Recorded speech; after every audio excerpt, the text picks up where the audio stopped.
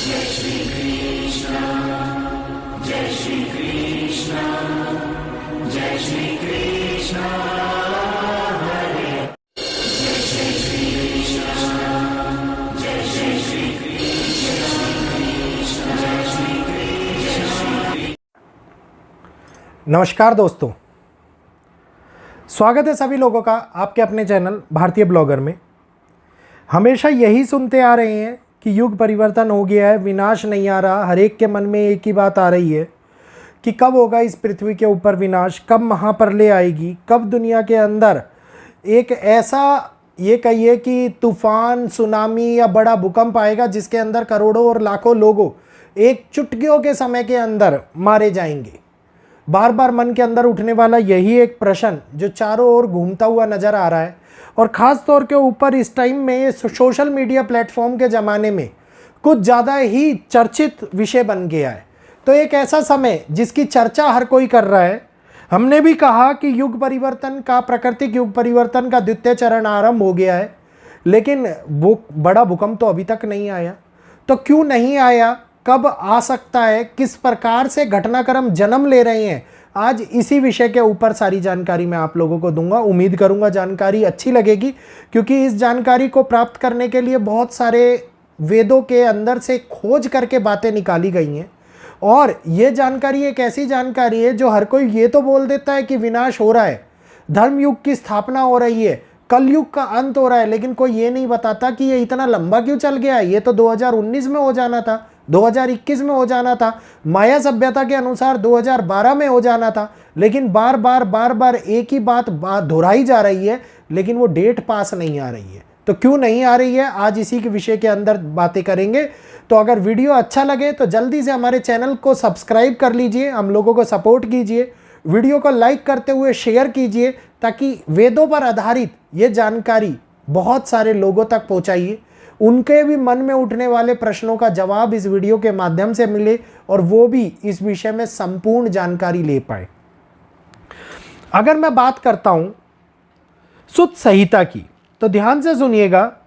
सुत्त संहिता के अंदर एक बहुत बड़े एक स्कंद के अंदर एक बात कही गई है कि जब भी एक ऐसी विशेष ग्रहों की स्थिति का निर्माण होता है जो दुनिया के अंदर निर्माण करने की प्रक्रिया को तेज कर दे या निर्माण करने की प्रक्रिया को दोगुनी रफ्तार से आगे बढ़ा दे, जिसके अंदर महत्वपूर्ण कारक बनने वाले ग्रह गुरु, शनि, मंगल और राहु होते हैं, जो छाया उपग्रह भी माने जाते हैं। ये विशेषताएं अपना बहुत बड़ा योगदान देते हैं प्राकृतिक प्रलय को लाने के लिए। गुरु की अतिचारी चाल का आरंभ हुआ, षटग्रही युति का निर्माण हुआ। 2019 के अंदर भी ये घटना घटित हुई थी। जिस समय के अंदर ये घटना घटित हुई थी, कंगनावती सूर्य ग्रहण भी लगा था, और उस सूर्य ग्रहण के तुरंत बाद हम लोगों ने दुनिया के अंदर कोरोना का वो प्रकोप देखा जो आज से पहले, ध्यान से सुनिएगा, आज से पहले मेरे हिसाब से पिछले बीते 100 सालों के अंदर लोगों ने नहीं देखा होगा। इतने मृत्यु के आंकड़े वर्ल्ड वॉर 2 के बाद में कोरोना के अंदर ही घटित हुए होंगे। स्वाइन फ्लू भी फैला, स्पेनिश फ्लू भी फैला, ठीक है, प्लेग भी फैला, लेकिन मृत्यु आंकड़ा इतना ज़्यादा नहीं था जितना मृत्यु आंकड़ा कोरोना के टाइम के अंदर हम लोगों ने देखा।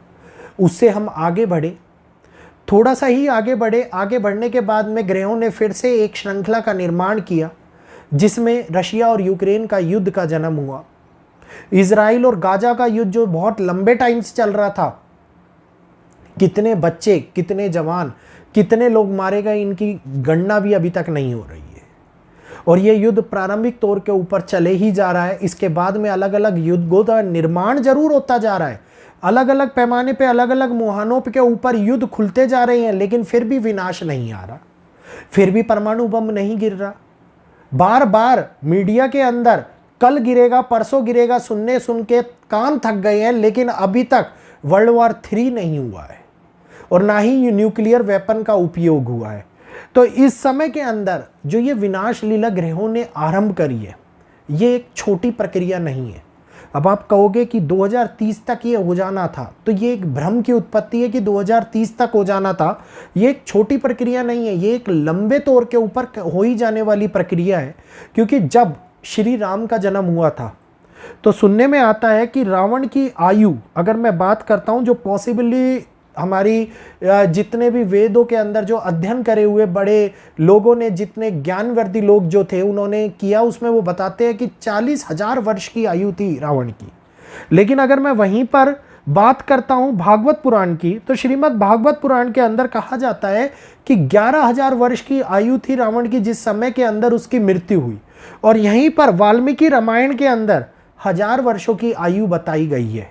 तो अलग अलग जगहों के ऊपर अलग अलग आयु बताई गई है। अगर हम सबसे कम आयु भी ले लेते हैं तो एक रावण के जितने भी राक्षस गण थे, जितने उसके सहयोगी थे, उन्होंने जितना दुष्कर्म, जितना पाप, जितना अधर्म दुनिया के ऊपर फैला रखा था, उसको भी खत्म होने में 1000 वर्षों का समय लगा था।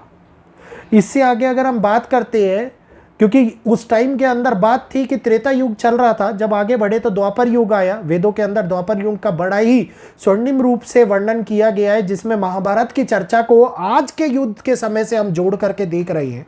उस टाइम के अंदर श्री कृष्ण की आयु 125 वर्ष की रही थी। 125 वर्ष और 7 महीने 6 दिन की आयु के बाद में श्री कृष्ण ने अपना देह त्याग किया था। तो जो ये आयु वर्णित की गई है पुराणों के अंदर, जिसको हम ये कहते हैं कि मानते हैं कि 3102 BC के अंदर 18 फरवरी को श्री कृष्ण ने अपना देह त्याग किया, तो ये एक ऐसी आयु है जिसको हम लोगों ने देखा कि 125 वर्षों का समय जब प्रभु ने लिया, तो कलयुग के अंदर जब आयु गणनाएं बदल गई हैं, जब गणनाएं छोटी हो रही हैं, तो ये काल आने में फिर भी इतना लंबा समय लग रहा है। ये लंबा समय ग्रहों की उस श्रृंखला का निर्माण कर रहा है जिसके अंदर महत्वपूर्ण भूमिका निभाने वाले 5 ग्रह जो सबसे मेजर रोल निभाते हैं, जिसके अंदर सूर्य, चंद्रमा जो ग्रहण की उत्पत्ति भी करते हैं, इसके साथ साथ गुरु, शनि और मंगल, ये एक ऐसे ग्रह हैं जो छाया ग्रहों के साथ में मिलकर के देश और दुनिया के अंदर विपरीत और वो काल में परिस्थितियों का जन्म करते हैं जिसके अंदर मृत्यु योग बार बार उत्पन्न होता हुआ नजर आता है। तो इस समय के अंदर जहां पर मृत्यु के आंकड़े एक दर प्रतिदर बढ़ते हुए नजर आ रहे हैं, लेकिन उन आंकड़ों को सरकारी आंकड़ों से अगर आप मैच करेंगे तो हमें कुछ नहीं दिखाई देगा। लेकिन अगर उन परिस्थितिक उन जगहों के ऊपर हम लोग आकलन करेंगे, उन जगहों के लोगों से बात करेंगे, तो हमें पता लगेगा कि परिवार में कितने सदस्य थे और उनके कोई भी सदस्य आज की डेट में बचा हुआ है या नहीं बचा हुआ है, या उनकी बातें पड़ोसी बता रहे हैं। तो इस प्रकार से चलने वाला ये निर्माण प्राकृतिक श्रृंखला के अंदर भी बदलाव लेकर के आता है। प्राकृतिक श्रृंखला में जब बदलाव होता है तो उच्च स्तर के ऊपर आने वाले भूकंप बहुत बड़ी तबाही लेकर के आते हैं। ज्वालामुखियों में बड़े विस्फोट होते हैं। इंडोनेशिया का रिसेंटली हुआ ज्वालामुखी में विस्फोट एक उदाहरण है कि कितने मीटर, 10,000 मीटर के आसपास शायद लावा उछला है और 5 किलोमीटर ऊंचे तक धुएं का गुबार बन गया इंडोनेशिया के अंदर। तो ये एक ऐसा उदाहरण है कि जो हम लोगों को ये दिखाता है कि अगर ऐसा कुछ घटित हुआ तो प्रकृति के अंदर कितनी बड़ी ताकत है जो बड़े परिणामों को जन्म दे सकती है। यहीं पर छोटे छोटे हालातों में होने वाला परिवर्तन, जैसे उदाहरण के तौर पर अगर मैं भारतवर्ष के कुछ राज्यों की बात करता हूं, तो आप देखिए कि हिमाचल के अंदर बहुत सारी ऐसी जगहें हैं जो धंसने लग गई हैं। उत्तराखंड में ऐसी जगहें हैं जिनका वर्णन नारद पुराण, स्कंद पुराण के अंदर किया गया है और वो धंसती जा रही हैं। मतलब एक समय आएगा, हो सकता है कि वो पृथ्वी के अंदर विलुप्त हो जाए, वो जगह गड्ढा बन जाए, कोई पर्वत मिल जाए, नर नारायण पर्वत की जिस प्रकार से बात करी गई है। और ये केवल यही नहीं हो रहा, ये हो रहा है बेंगलुरु में भी, बेंगलुरु सिंक हो रहा है, चाहे वो ग्राउंड वाटर की कमी के कारण हो रहा हो। तो ओवरऑल अगर एक नैतिक निष्कर्ष निकल करके सामने आए तो वो ये दिखाता है कि पृथ्वी के अंदर एक बहुत बड़ा बदलाव हो रहा है। कहीं अफ्रीका का 2 जगहों में 2 भागों में विभाजन हो रहा है, कहीं हिमालय 2 भागों के अंदर टूटता हुआ नजर आएगा।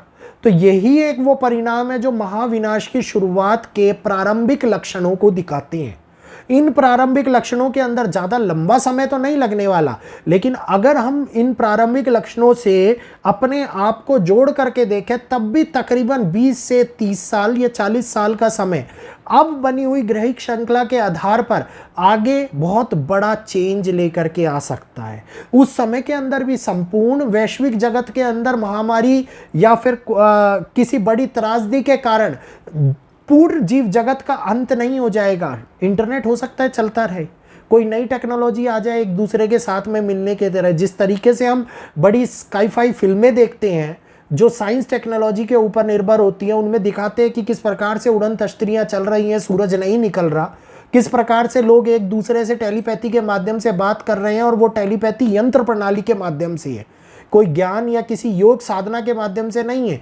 तो इसी प्रकार से होने वाला ये बदलाव, ये टेक्नोलॉजी में बदलाव कर रहा है। अब हर एक देश इस समय के अंदर बड़े से बड़े हथियार बनाने में जुटा हुआ है। आप देखिए कि हर एक देश ये चाह रहा है कि मेरे आधिपत्य में सबसे बड़े हथियार होने चाहिए, मेरे आधिपत्य में ऐसे भयंकर हथियार होने चाहिए कि मैं एक बटन दबाऊं दूसरा देश तबाह हो जाए, खत्म हो जाए।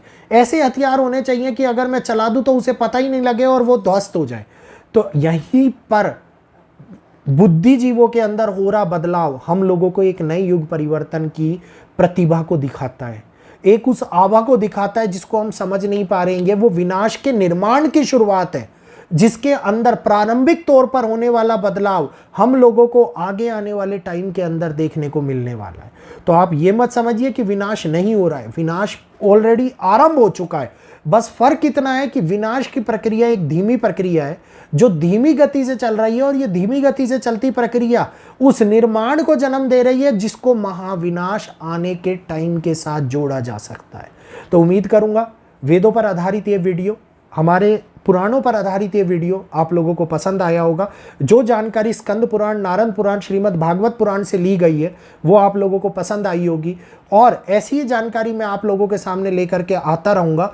तो इंतजार महाविनाश का मत कीजिए, इंतजार अपने भविष्य को बदलने का कीजिए, इंतजार और निर्माण अपने वर्तमान को बदलने का कीजिए, ताकि जो आना है उसको कोई रोक नहीं सकता, लेकिन जो बदलेंगे वो हमारे आने वाले समय को बदलेगा। तो इसी को लेकर के हमें आगे चलना, और इसी को लेकर के अपने अन्य पीढ़ियों के लिए, चाहे वो जल का संचय करना हो, चाहे वो धन का संचय करना हो, चाहे वो अन्न का संचय करना हो, संचय करके ही हमें उसको आगे ले जाना है, क्योंकि हो सकता है कि जो हमने देखा वो हमारी पीढ़ियां ना देख पाए। तो उम्मीद करूंगा जानकारी अच्छी लगी हो। इजाजत चाहूंगा आज यहीं पर। जय श्री कृष्णा, जय माता दी।